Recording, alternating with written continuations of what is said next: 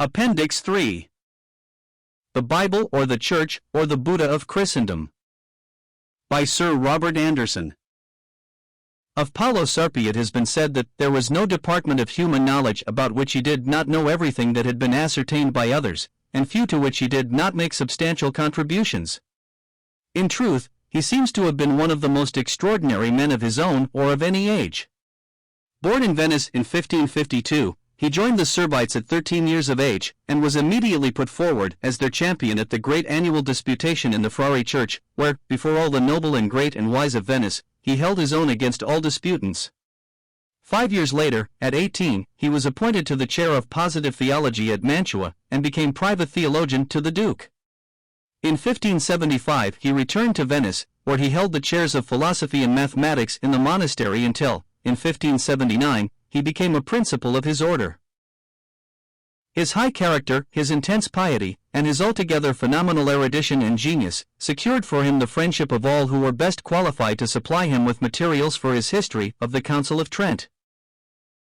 His quarrel with the Vatican came later, and was brought about as follows. In 1606 the Senate of Venice, in order to secure his services, created for him the office of theological counselor, and in the fierce struggle of that year between the Republic and the Pope, Paolo Sarpi was the advisor of the Senate.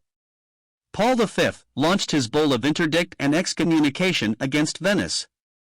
Sarpi held that this action was ultra vires, and, acting on their counselor's advice, the Senate confronted and thwarted the Pope at every point. The Pope ordered the clergy to close the churches and suspend all services and sacraments. The Republic threatened to punish any priest who acted on the order. The Pope ordered the clergy to leave the country and repair to Rome. They were warned that if they attempted to act on the order they would be hanged at the frontier. The Pope was brought to his knees, and after pleading in vain for some way to save his dignity, he was compelled to issue another bull, withdrawing the interdict, and this the Senate, acting on Sarpi's advice, would not permit to be read in the churches. Never since has any pope dared to issue such an interdict.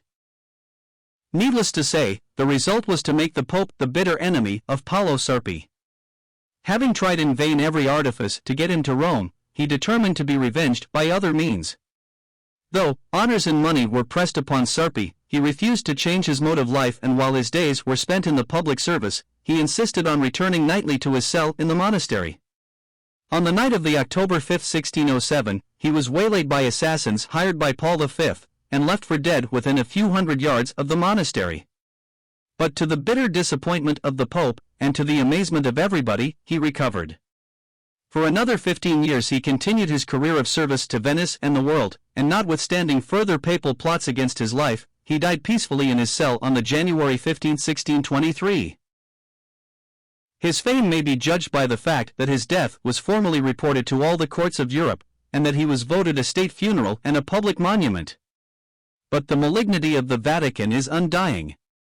Plot after plot was hatched to desecrate the dead friar's tomb and scatter his ashes. 10 times those ashes were disturbed, and secretly reinterred to save them from the papal emissaries, and for 270 years the decree of the Senate to erect a monument to his memory remained in abeyance. It was not till the September 20, 1892, that, in pursuance of that decree, the statue which now stands in the Campo di Santa Fosca was unveiled in honor of that truly great and noble man. To magnify the importance of the Council of Trent I believe to be impossible, says Froude, and for the sake of those who may not have access to such a book as his, I give the following brief outline of the wonderful story. The papal bull summoning the council bore date the 22nd of May 1542, but the ecclesiastics who came together at Trent in the August following were too few in number to enter on their task. France, in alliance with the Turks, had declared war against the emperor, and neither French nor German bishops could attend. England, of course, stood aloof, for Cardinal Pole represented no one but himself and the Pope. And the Spaniard had not yet arrived. Thus the year passed away, and when in the winter the Italian bishops, impatient of delay, seemed about to proceed to business, Granvelle, the imperial chancellor, was dispatched to stop them. On January 9, 1543, he delivered in peremptory terms his master's orders, and though Pope Paul would have gladly disregarded them, the fear of man restrained him, for not 16 years had passed since Rome had been stormed by a German army, and what had happened so recently might happen again. After many delays, the 15th of March 1545, was fixed by another bull for the council to reassemble, but it was not until May that any of the bishops arrived. Cardinal Del Monte, afterwards Pope Julius III, was the chief papal legate. His first trouble was the claim of the emperor's representative, Mendoza, Spanish ambassador at Venice, to sit next to him and above the bishops. Next came Mendoza's demand for further delay. By the end of May only 20 bishops were present, all Italians. They must wait for the Spaniards. Again the year almost ran out, and it was not till the 13th of December that the opening ceremony at last took place. But Monte's patience and skill were sorely taxed. One of the first dangers he had to meet was a demand on the part of the bishops to make the council independent of the Pope. This was with difficulty avoided. The next was the imperial demand that the question of morals should have precedence of discussions upon doctrine. This was regarded by Paul as a covert attack upon himself. There was too much glass about his house to make stone-throwing pleasant or safe. Del Monte was ordered to force forward the examination of doctrine and to thrust aside reform. But all he was able to attain was a compromise, that doctrine and morals should be dealt with in alternate sessions. The imperial representative remonstrated that 3 cardinals and 40 bishops, all of whom were personally insignificant, were incompetent to settle the faith of the world, but the 40 bishops thought otherwise, and the council proceeded to redress. On the motion of Cardinal Pole, they began by affirming the Apostles' Creed. The next proposal, to declare allegiance to the Apostolic See, might have caused a division had not the news of Luther's death, February 18, 1546, come opportunely to put everyone in good humor. They proceeded to consider and anathematize the arch-heretic's doctrines. The Vulgate, that most depraved translation, was canonized as being itself, including the Apocrypha, divine scripture. Human tradition was raised to the same level as the scriptures themselves, and the laity were declared incompetent to interpret, or even to understand them. Explosions occurred from time to time, as one bishop or another paraded his personal grievances against the Pope or the Curia, but in spite of these interruptions the formulating of dogmas went on apace by the obedient vote of the Pope's brigade of Italian bishops. The emperor was indignant. It was a reform of morals he wanted, and a fair hearing for the Protestants. But he was helpless. 20 Spanish bishops had joined the council, but the Spaniards, though personally abler and purer than the Italians, were, as ecclesiastics, still less disposed to parley with heretics. They forced to the front, however, the question of the corruptions which allowed the Roman cardinals to live in splendid idleness by drawing the revenues of benefices which they never visited, and it taxed the firmness of Paul and the diplomacy of Del Monte to save the offenders. The winter of 1546 was exceptionally severe, and the effeminate Italians were miserable at Trent. It was the emperor's determination alone which had fixed a German town as the meeting place, and it was fear of the emperor that kept them there. But the action of the Spaniards threatened to wreck the whole fabric of the papacy, and in the following spring, under Del Monte's advice, the Pope decided to remove the council to papal territory. A rumor was started that the plague was in Trent.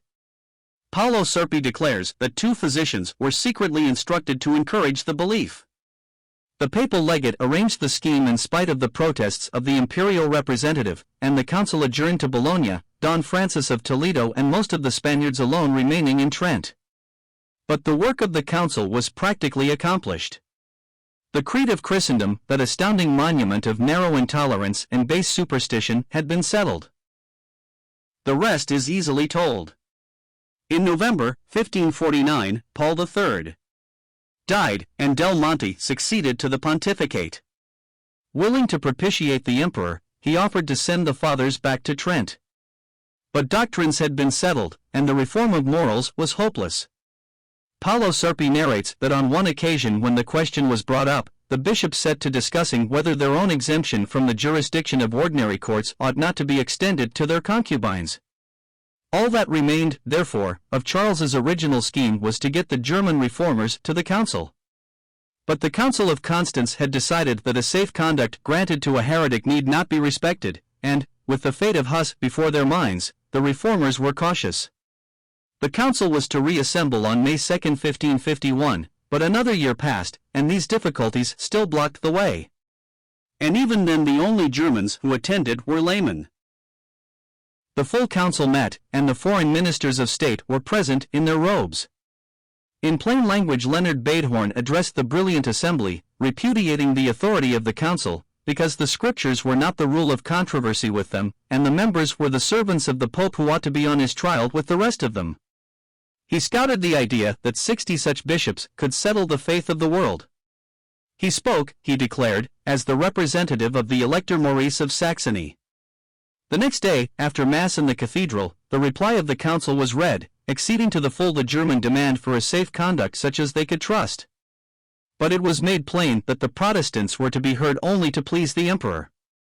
They were to have no deliberative voice, nor were the decrees already passed in condemnation of their doctrines to be reconsidered. Melanchthon and the divines of the Augsburg Confession therefore never attended. The events which followed in Germany, the march of Maurice of Saxony upon Innsbruck, and the flight of the emperor, are among the enigmas of history. But Innsbruck was only 3 days' march from Trent, and when the news reached the council, the Italian bishops stampeded, as the historian describes it, like a gang of coiners surprised by the police. The papal legate, Cardinal Crescencio, and a few of the Spaniards, lingered long enough to pass a vote declaring that all their decrees should be valid forever. The Council of Trent of 10 years later was, in everything but name, a new assembly. Such in briefest outline is the story of a council which was repudiated, not only by England and Germany, but even by Catholic France. Thus was the faith of Christendom decreed by a gang of some 80 Italian and Spanish priests. Thus ended one of the most transparent, and yet one of the most successful, impostures in the history of the world.